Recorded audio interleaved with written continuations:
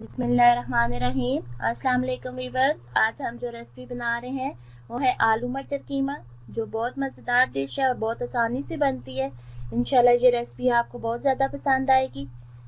अब जो मैं इसमें चीज़ें शामिल करूँगी, आइए इसमें जो चीज़ें डलती हैं वो मैं आपको बताती हूँ। सबसे पहले लेंगे हम जीरा, हल्दी, नमक, सुर्ख मिर्च पाउडर, खुशक धनिया, लहसुन अदरक का पेस्ट और 2 बड़ी साइज की प्याज जो हमने स्लाइस में काट ली है और आधा किलो कीमा। कीमे को सबसे पहले हम कुकर में शामिल करेंगे, डालेंगे। इसके साथ शामिल करेंगे प्याज, साथ शामिल करेंगे टमाटर, लहसुन अदरक का पेस्ट,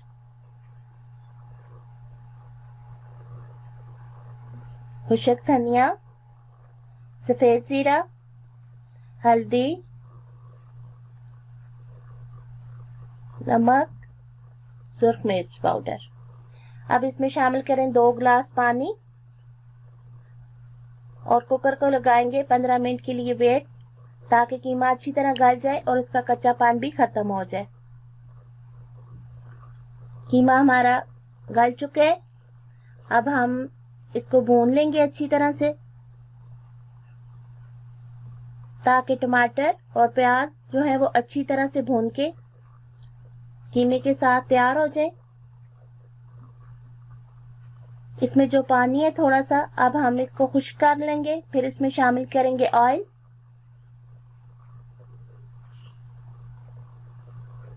अब इसमें शामिल कर रही हूँ आधे कप के करीब ऑयल। अब इसको अच्छी तरह मिक्स कर लूंगी। बहुत आसान रेसिपी है। अब इसमें शामिल करेंगे मटर, आलू मैंने 2 साइज की बड़ी लेके काट ली है।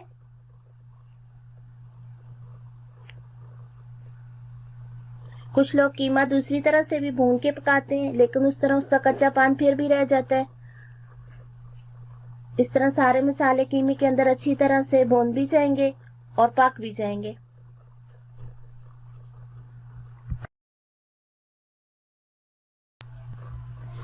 कीमा बहुत अच्छी तरह से भून चुके। इसमें यहाँ ऑयल सामने नजर आ रहा होगा। जब चीज अच्छी तरह से भून जाए, तैयार हो जाए, तो उसमें ऑयल नजर आना शुरू हो जाता है। साथ में शामिल करते हैं मटर, साथ शामिल करेंगे आलू। अब इन दोनों चीजों को मटरों के कीमे के साथ बहुत अच्छी तरह से भून लेंगे, मटर भी और आलू भी। ये चावलों के साथ लें तब भी बहुत अच्छी है और रोटी के साथ लें तब भी बहुत अच्छा सालन लगता है। अब हम इसको अच्छी तरह से भून लेंगे।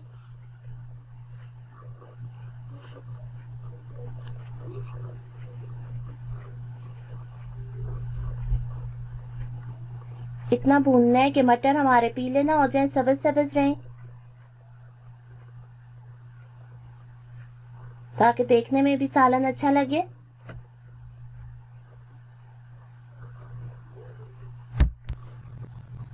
बहुत अच्छी तरह से इसकी बुनाई हो चुकी है। अब हम इसमें शामिल करेंगे 2 गिलास पानी और 10 मिनट के लिए इसको वेट लगा लेंगे कुकर को, ताकि आलू और मटर अच्छी तरह से गल जाए।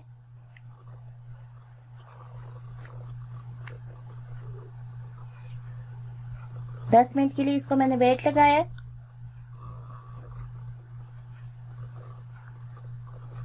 आलू मटर कीमा बहुत अच्छी तरह से तैयार हो चुका है। अब मैं इसके आपके सामने इसको डिश आउट कर रही हूँ। इसकी बहुत प्यारी खुशबू आ रही है। आप भी इस रेसिपी को जरूर ट्राई करें